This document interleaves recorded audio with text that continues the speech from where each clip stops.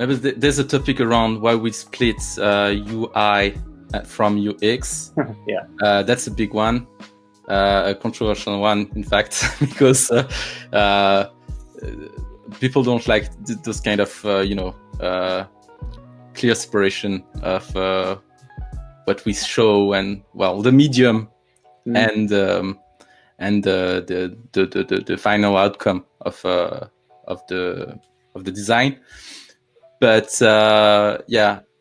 that's interesting because in fact behavioral change is a big topic in UX. Well, this I think it's one of the root of the knowledge we use in this field, and at the same time it is not so well taught, in fact, to designer.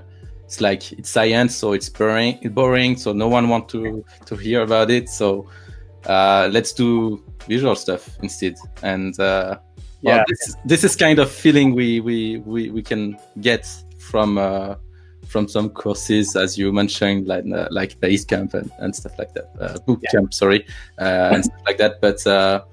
But also in the general background of designers, if we look at how we can become a designer, if you go straight into the education to become a designer, you follow like art school. You go to art school and you become a designer because you did some art and design as we usually imagine. I don't know if you have some thoughts about it, like because I feel like the best designers with quotes I met are not coming from a traditional background, a design background. I think it's probably, I have nothing to back this up except feeling, but I think it's probably true that the path that a lot more people get to UX through UI. That's my feeling, that it's like a shorter path, or it's a simpler path maybe. Not to say that UI design is simple, but I think that once you start designing UI, I think it's really easy to start slipping into UX and to do more of it, rather than coming from the psychology or behavior, like pure academic. I think it's a much harder path to come from cognitive science into UX. Yeah. So therefore you get this really strong visual bias when we're talking about, everybody wants to talk about the UX you can see.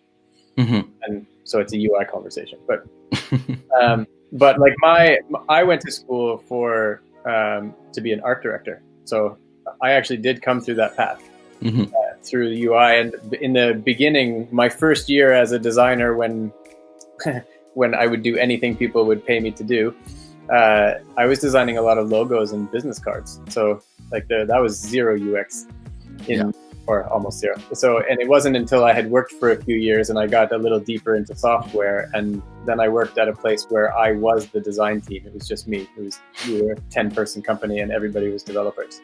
So then I started to have feelings like, I don't know why I'm choosing these things. So I started kind of trying to learn more about the behavior and why does anybody click anything. And then that was a much better fit for me.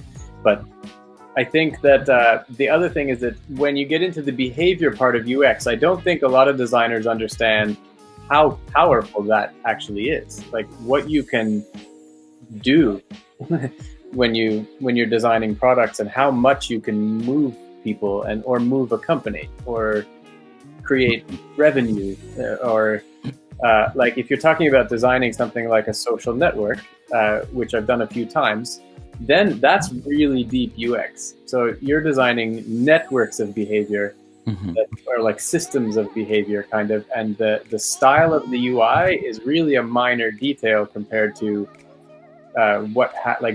spreading information in a viral way or things like that.